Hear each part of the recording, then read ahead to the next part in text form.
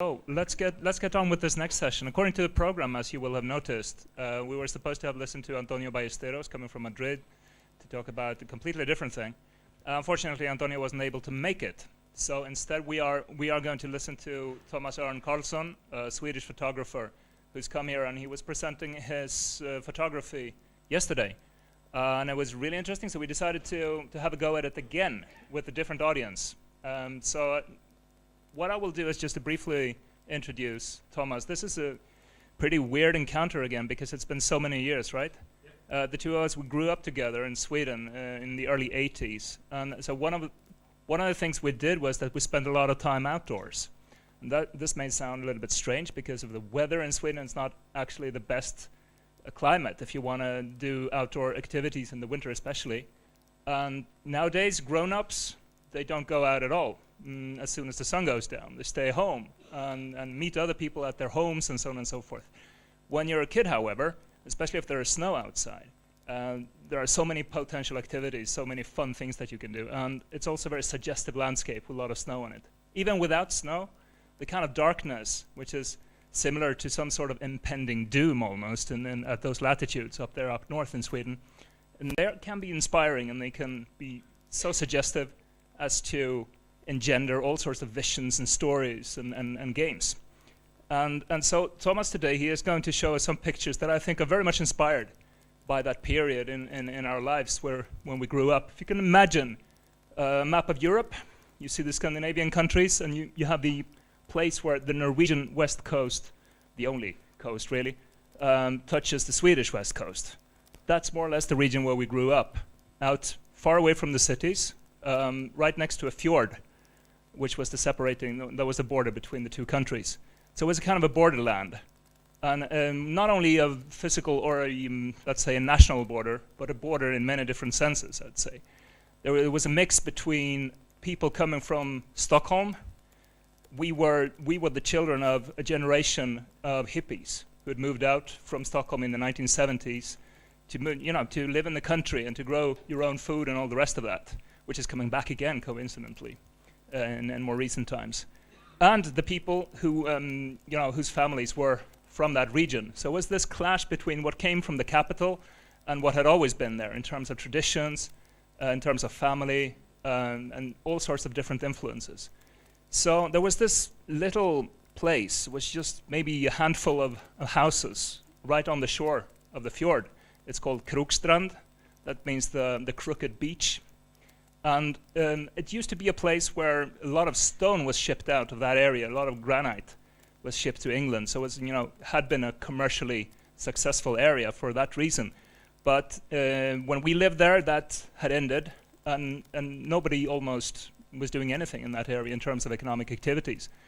And being part of a generation which was pretty much left to our own devices, we didn't have a lot of pressure when it came to, for example, homework. We didn't have to sit home and do a lot of homework. We could just play. We were allowed to play as much as we wanted. So basically, we made up a lot of stories. We were spending almost all our time outdoors. And it was funny, I was watching this series, Stranger Things. You're familiar with the TV series. It's about this group of kids growing up in the States. But, playing role-playing games and engaging with new technology, being inspired by the popular culture of the early 80s, E.T., and other sort of popular reference. And I think it reminded me a lot about our own childhood when we grew up. We would do a lot of role-playing. We would have even, live role-playing games staged outside in nature. So in this region, this is a place where there is a lot of forest, a lot of trees. And that's, of course, an economic activity in the Scandinavian countries, forestry. And, timber was being produced. And what's being produced mainly? Well, people would plant spruce, pine trees, and that creates a very dark atmosphere, very dark forests. Very little light is allowed to penetrate that kind of forest. So it's always this, shadow land between light and shadows, creating these interesting contrasts too. And I don't think we reflected so much, or at least consciously, about this fact when we grew up, when we were kids. But later on in life, you look back on that, and you can see just how suggestive that was, that melange, that mix of shadows and light. The city people coming from the city, the people had been living there for a long time, local folklore and pop culture, how all of that came together to create, some giant playground that usually took place outdoors. So as frequently happens, our different lives, they take us to different places. In the case of Thomas and I think last time we met was probably when I was 15 and you were maybe 13 years old. Used to hang out with my kid brother, with Jacob. He was part of that gang. And I was spending more time with other people. But there weren't a lot of people, a lot of younger people growing up at this place. So we became pretty tight, all of us. So I hadn't seen the guy for about 25 years. When all of a sudden I get this email saying, "Hey, I'm a photographer now, and I want to show you some of my work. And I heard that you live in Spain, and I'd be interested in maybe coming down and take some pictures in Spain." I said, "Oh, interesting." And he told me a little bit about himself, what he had been up to. So Thomas, he used to be a tattoo artist, as you may notice just by looking at him, working in Gothenburg, which is the second city in Sweden. And after a few years, I don't know how many years you worked with that? 8 years, right? And then for various reasons you gave that up, and you decided to embark on a career as a photographer instead, which is somehow related, I guess. You'd think in visual terms at least. And when Thomas showed me his first pictures, his first photographs, when he just sent these to me, I was immediately transported back to this region where we both grew up, because there was so much of that in there in terms of the way that he visualized nature, because there was a lot of nature photography. But progressively, I think that you have incorporated a lot of horror themes in horror literature, from films, from role-playing games as well. So all of that from the childhood kind of comes back into the photography as well. And combining nature and horror it's a quite original thing in the world of photography. And so Thomas has been, you've had a few exhibitions already in Sweden. One at the probably most renowned photography museum in Stockholm, Fotografiska, which is huge institution in the Nordic countries at least, showing this photography, and had some pretty good response to that, I think. And he is also working with the idea of integrating artwork, that is painted art, into landscapes, into nature, bringing actual paintings, putting them and placing them in natural settings and taking pictures of that. That was another. Break the boundaries. You break the boundaries when you take a photo. And what I'm trying to do is breaking the boundaries and get out of the comfort zone in the area of photography, because you have a lot of rules in photography. And that's what I'm trying to do, break the boundaries. Yeah, exactly. And I think one of the boundaries nowadays is just even to go out of the city and to get involved with nature in a more profound way than just having an excursion, going on a holiday or something. So that's one thing. And then the horror element, which is also present here. Yeah, the horror element is more exploration of your soul, I think. I try to get inside my soul and take it on a photo. Right, and you have a very dark soul, my friend. Yeah. Okay, so I'll leave you with Thomas. I think that the best thing is to show your pictures, show some of the photos, talk a little bit about the creative process behind them, and then when he has finished with that, I'd like to to go, all of us, to the Pabellón Universitario, where he has an exhibition 3 buildings away from here, and to take a look at some of his other photography in black and white. Thanks a lot for coming, Thomas. Yeah, thanks.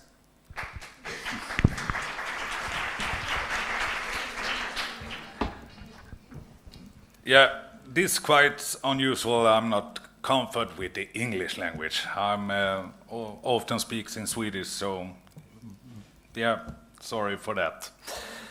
Yeah, I'm going to talk about why I love nature and how to use it in an artistic way, and my inspiration source, and how the picture comes to me. And here you have the dark area of Sweden, fog and kalhyggen, vad heter det? Clear-cut areas. That's kind of a normal sight in Sweden nowadays day. So, always mist. Mist and water is my key ingredients. And I was thinking about this picture, and I think it's the movie Into the Wild explains me a bit, because I want to leave everything behind and explore.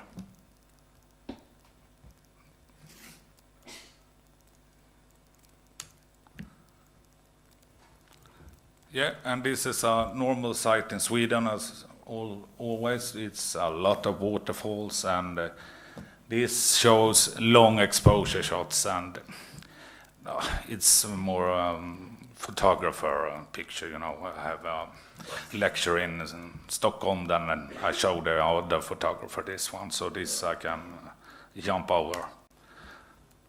But this one is quite funny. This is by Martin's cottage, or summer place, or what do you call it? And this is his 2 daughters and a friend of them. And this is only the fire are lighting up, and it's dark outside. And this is a picture you only, because you look at her face in the middle, it's expression. One in a lifetime I can take that picture.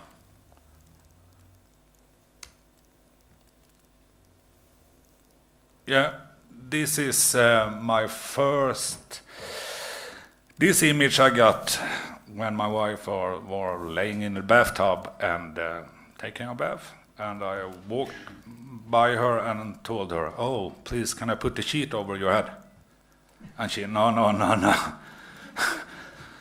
And I stand there and nagged for 30 minutes, and I did take the picture. And the picture itself is nothing special, but the result was quite funny.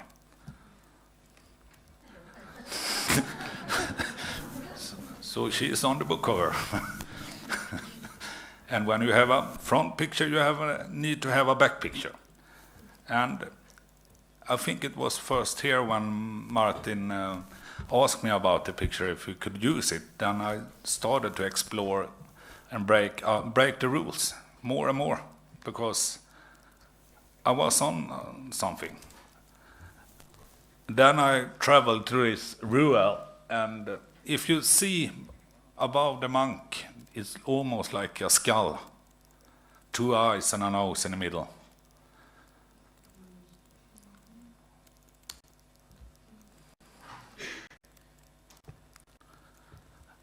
I'm always using nature as my background. You know, I never go into a photo studio or something. I want to do it outside, in the cold weather, when it rains.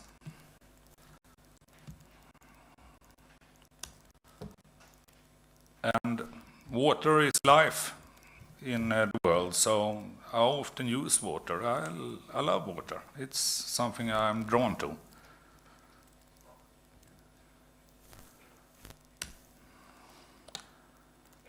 And here is my Ingmar Bergman time.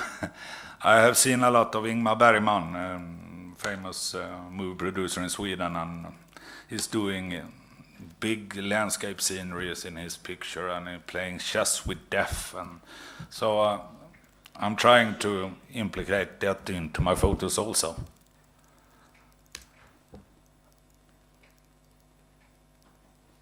Yeah, this one water, you know, a good picture, but not any special.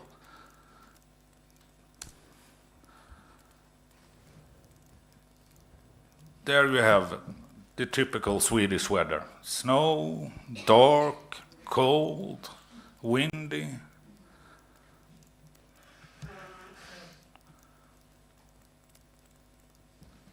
And this picture is going to be used in it's in an art expedition and a book we are working on with together, me and Martin and 2 other guys.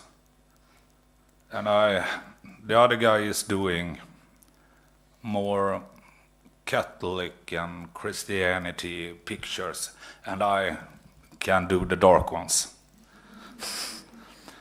Because we are, as Martin told you, we were grown up in the borderlands, and in the borderlands we have something up in the north. We have a lot of my other friends are singers and rock stars. So we have something big up in the north, black metal. So I guess I listen to black metal a lot, so I'm trying to bring it into the pictures also. So it's the satanic feeling I'm trying to reach for.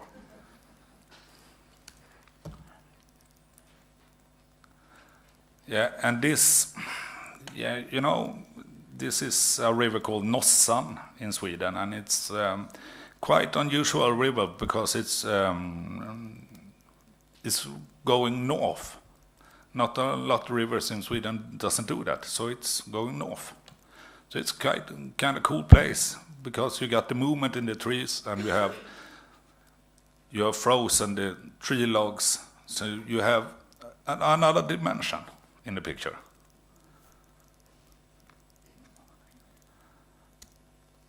And this is playtime.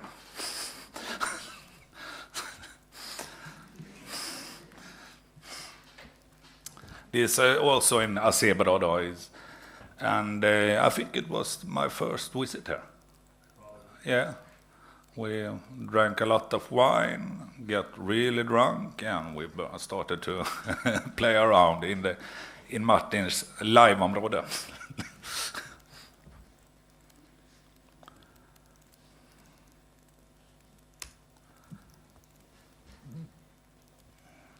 Yeah, I'm drawn to the nature. You have the grass in the foreground and the trees. Almost you can feel the Vikings are coming to plunder your soul or something.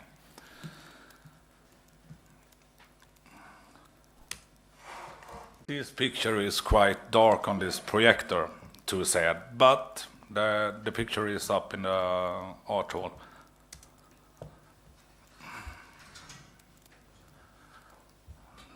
That's how it looks in Sweden today.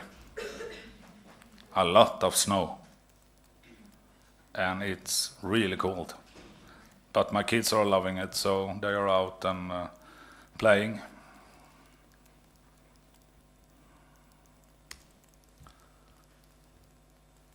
This is the lanterns up in the corner. They are floating. So here he talked about floating art and stuff. This is levitation photography. So it's Martin and my wife are holding the lanterns up in the picture. So you have to combine them in Photoshop.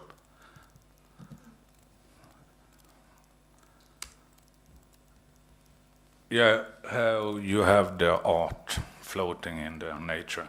I did a big expedition, art expedition, together with two painters and one music producer. So we did this, and we bring out all art into the nature. To, kind of feel it like your living room.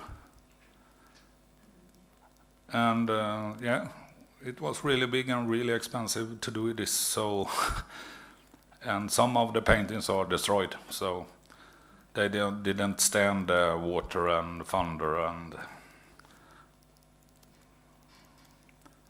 and this one is a sequel. We are working on a sequel right now, and now we have almost like Twin Peaks. We have brought in characters into the picture. So we have a guy we call Mirror Man, and a lot of creepy stuff.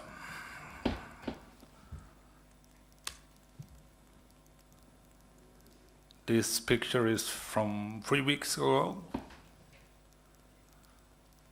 We have a lot of rivers.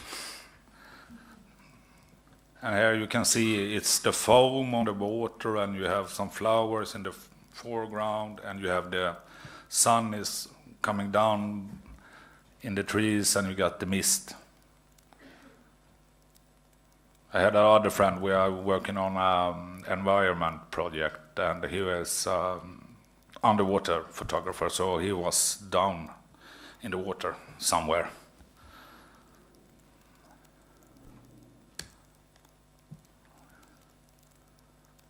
This is around my house. I can find this picture, so I have a great nature and a lot of roads. Sweden is isolated.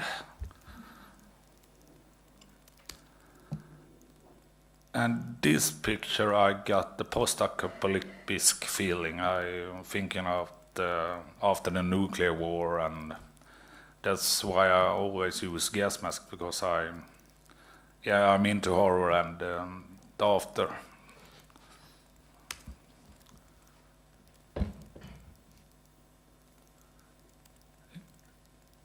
A snowy day. Also Martin and his daughter. You know, you often don't put people in the middle of the frame. That's why I'm doing it, because there we have the rules again. We don't put people in the middle of the frame, but I do it all the time. And I get away with it. This is Krokstrand, where we grown up, and it was stone masonry, a big industrial in the, what can it be, early 90s? Yeah. 100 years ago. Yeah.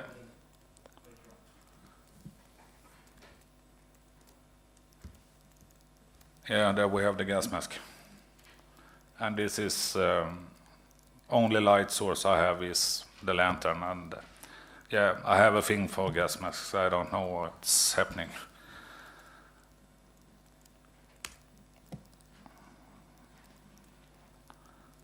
Here you can have this picture is quite good because it's snowing and it's gray, but the sun breaks through, then you get the light. So actually this is the light that were that day. And everybody knows Raoul. He has been involved to something also.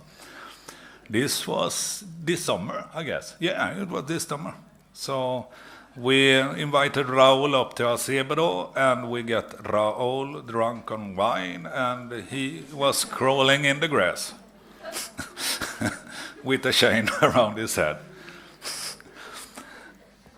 This is,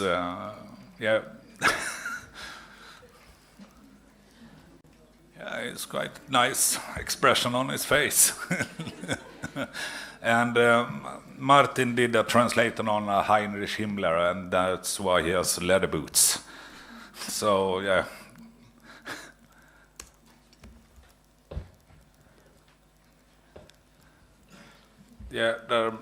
It's my wife again. She's always have to put up with my work, so she have been that picture also in the article. And here you have the moving trees, the leaves are blowing, and this is Sweden on the summer.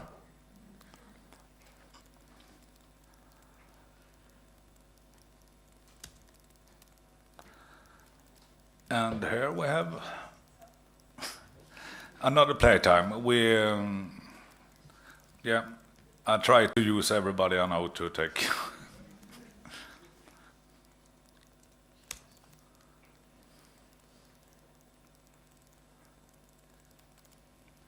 This is an artificial made lake, so it's not a natural lake. But the sunset was amazing that day. Oh, dark picture. There we have it. And that's it, Thomas? Yeah, that's it. Okay, thanks a lot.